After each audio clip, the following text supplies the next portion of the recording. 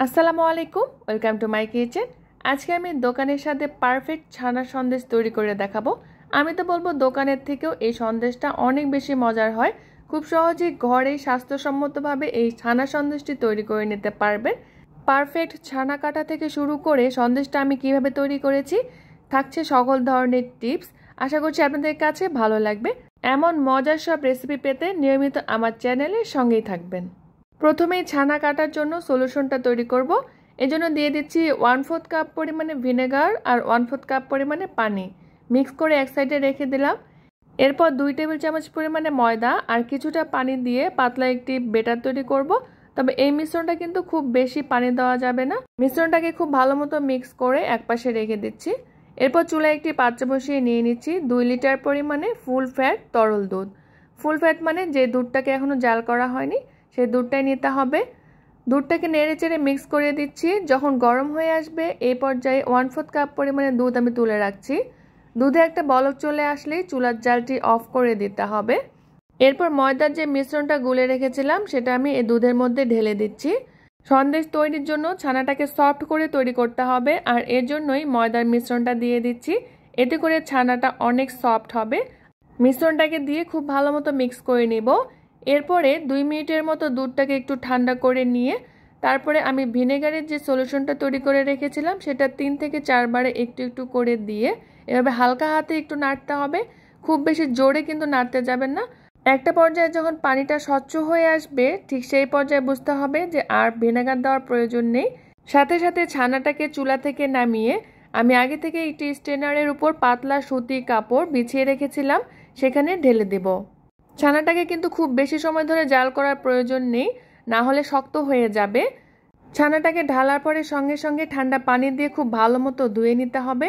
এতে করে ভিনেগারের যেটা ব্যাড স্মেল আছে সেটা চলে যাবে, সেই সাথে ছানার যে কুকিং প্রসেসটা আছে সেটাও বন্ধ হয়ে যাবে। এরপর উপর থেকে হালকাভাবে একটু প্রেস করে অতিরিক্ত পানিটাকে ফেলে দিতে হবে। এরপর কাপড়ের উপরের দিকে গিট্টু লাগিয়ে কোনো উঁচু জায়গায় ঝুলিয়ে রাখতে হবে 2 ঘন্টার জন্য। এতে করে পানিটা খুব ভালো মতো নিংড়ে যাবে। 2 ঘন্টা পরে ছানাটাকে আমি অন্য একটি পাত্রে ট্রান্সফার করে নিচ্ছি। এখন আমি সন্দেশটা সেট হওয়ার জন্য একটি স্কোয়ার শেপের মোল্ডে সামান্য একটু ঘি ব্রাশ করে উপরের দিক থেকে একটি প্লাস্টিকের র্যাপার বিছিয়ে এর উপর দিক থেকেও কিছুটা ঘি ব্রাশ করে একপাশে রেখে দেব।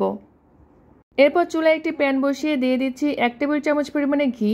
আমি যে আগে থেকে 1/4 কাপ পরিমাণে দুধ উঠিয়ে রেখেছিলাম সেটা দিয়ে দিলাম। 1/4 কাপ পরিমাণে গুঁড়ো দুধ, 1/4 কাপ পরিমাণে চিনি আর 1/4 কাপ পরিমাণে কনডেন্সড মিল্ক। মিষ্টিটা আপনার নিজেদের প্রেফারেন্স অনুযায়ী অ্যাডজাস্ট করে নিতে পারেন, তবে আমি যে আজকে রেশিওটা শেয়ার করছি সেটা কিন্তু একদমই পারফেক্ট। চুলার জালটি লো ফ্লেমে রেখে চিনিটা যখন খুব ভালো মতো গলে আসবে আর থকথকে একটা ভাব চলে আসবে এই পর্যায়ে আমি ছানাটাকে ঢেলে দেব। আজকের ভিডিওটা ভালো লাগলে প্লিজ একটি লাইক করে দিবেন। সেই সাথে এমন মজার রেসিপি পেতে চাইলে আমার চ্যানেলটিকে সাবস্ক্রাইব করে নিতে পারেন।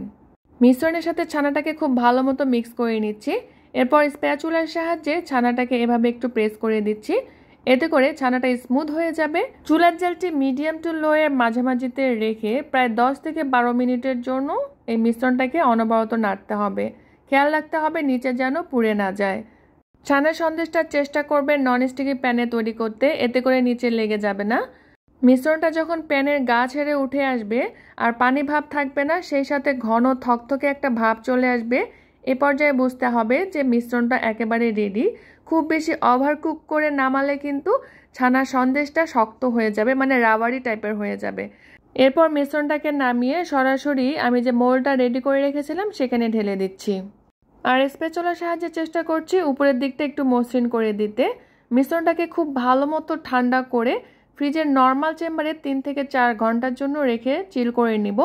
চাইলে কিন্তু সারা রাতের জন্য রেখে দিতে পারেন। প্রায় 4 থেকে 5 ঘন্টা পরে ফ্রিজ থেকে বের করে নিয়েছি। এরপরে প্লাস্টিকটা একটু উপরের দিকে টানলে কিন্তু খুব সহজেই মোল্ড আউট হয়ে আসবে। এরপর নাইফের সাহায্যে আমি ছানা সন্দেশগুলোকে স্কোয়ার শেপ করে কেটে নিব। আপনারা কিন্তু নিজেদের পছন্দ মতো কেটে নিতে পারেন।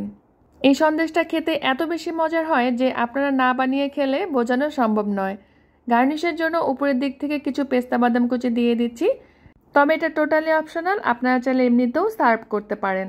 যে কোনো অকেশনে মজাদার এই ছানা সন্দেশটি তৈরি করে নিতে পারেন, আর আমি গ্যারান্টি দিয়ে বলতে পারি এই সন্দেশটি খাওয়ার পর সবাই আপনার ফ্যান হয়ে যাবে। দেখে নিশ্চয়ই বুঝতে পারছেন সন্দেশটা ভিতর থেকে কতটা সফট আর লোভনীয় হয়েছে। সবাই খুব বেশি ভালো থাকবেন, বিদায় নিচ্ছি, আল্লাহ হাফেজ।